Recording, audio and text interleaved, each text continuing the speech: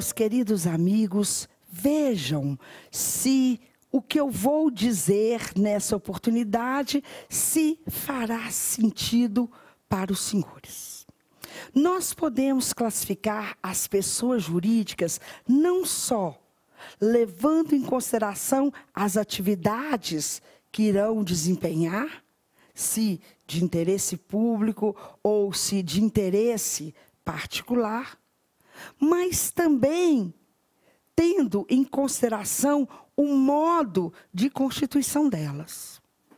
A maneira através da qual as pessoas jurídicas vão ser criadas na forma da lei. E no que tange a este grupamento de pessoas jurídicas, levando-se em consideração o modo de constituição, nós temos pessoas jurídicas que são intersubjetivas e temos pessoas jurídicas que são patrimoniais.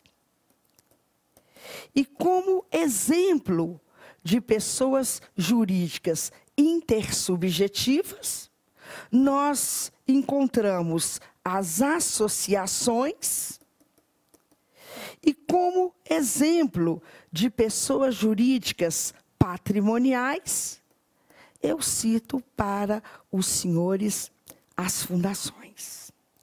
E considerando as associações como pessoas jurídicas de direito privado, por que elas são tidas como pessoas jurídicas intersubjetivas?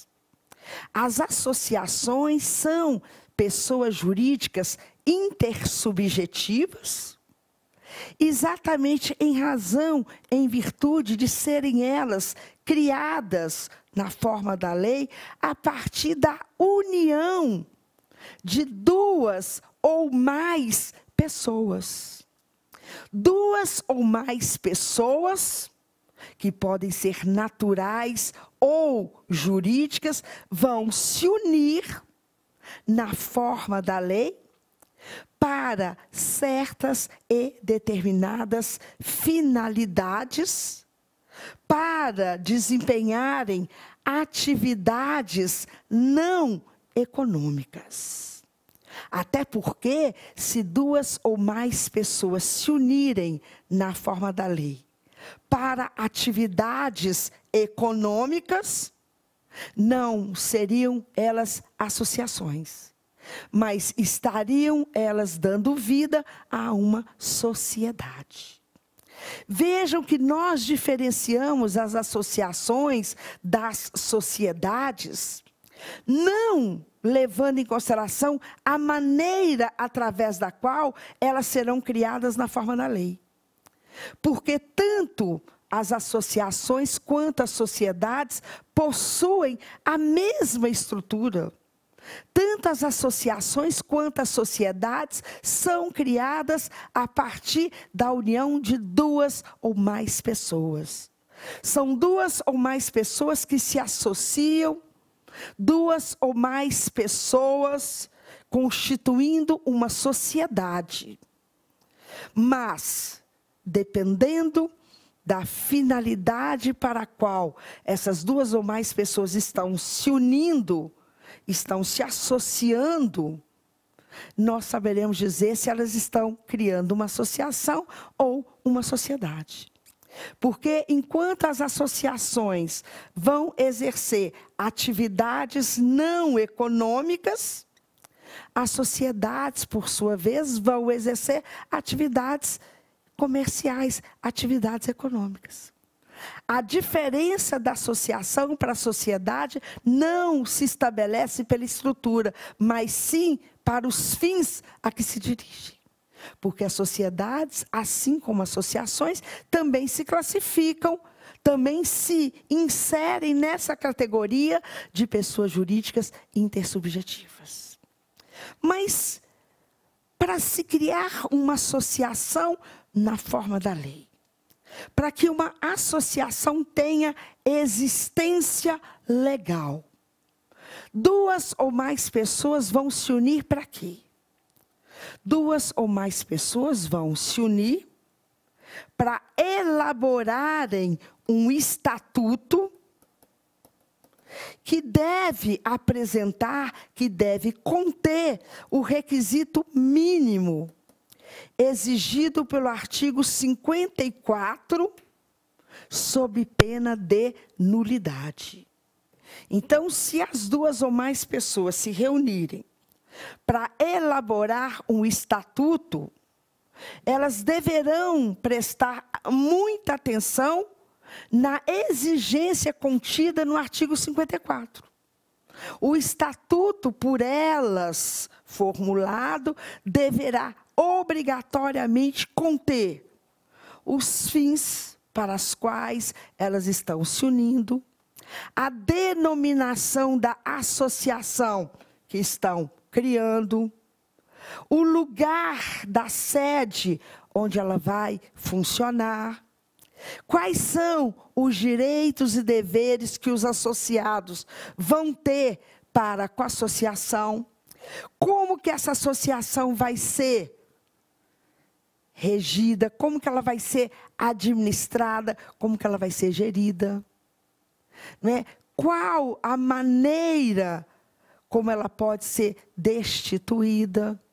Ou seja, o artigo 54 prevê exatamente todos os requisitos que esse estatuto, elaborado pelas duas ou mais pessoas que se reuniram, deve conter, sob pena de nulidade. E depois que o estatuto for por elas elaborado, e para ser elaborado de forma válida, tem que observar os requisitos exigidos pelo referido artigo 54, deverá o mesmo ser levado a registro no cartório competente, que no caso das associações é o cartório de registro civil das pessoas jurídicas. Então, o ato de constituição de uma associação é o estatuto que aquelas duas ou mais pessoas que se reuniram elaboraram. Mas esse estatuto precisa ser levado a registro no cartório competente, não só para dar publicidade, como também para constituir personalidade àquela associação. Este registro do estatuto no cartório competente, ele tem natureza constitutiva, porque ele que vai constituir para a associação personalidade.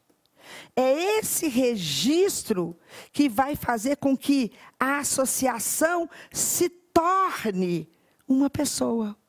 E como toda pessoa que esteja apta a titularizar relações jurídicas, a adquirir direitos e contrair deveres na ordem civil.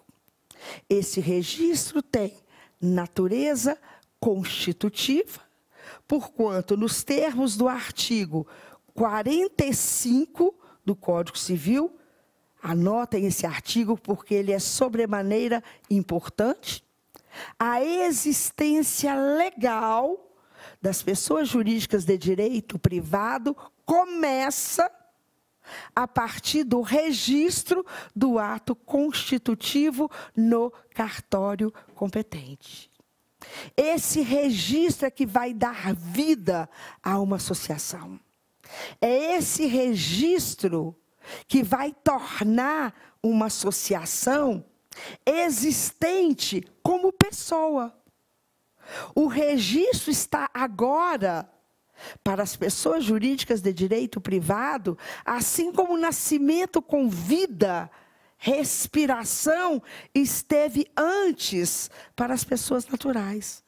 Nós nos tornamos pessoas, nós adquirimos personalidade a partir do nosso nascimento com vida, o que é apurado através do critério da respiração. Mas as associações como pessoas jurídicas de direito privado que são, se tornam pessoas a partir do registro do ato constitutivo no cartório competente. Ato constitutivo, que é o estatuto, e o cartório competente, que é, como eu disse, o cartório de registro civil das pessoas jurídicas. Aí uma associação passa a ter vida própria. Uma associação passa a ter existência própria. Uma associação passa a ter uma denominação própria, com patrimônio próprio, com direitos próprios e com responsabilidade que também lhe será própria. Acabamos de criar uma associação. 2 ou mais pessoas se reuniram, elaboraram o estatuto, com observância dos requisitos do artigo 54, e levaram este estatuto a registro no cartório competente, criada uma associação. Muito obrigada pela sua atenção e até o nosso próximo bloco, até a nossa próxima aula, se Deus quiser. Até lá.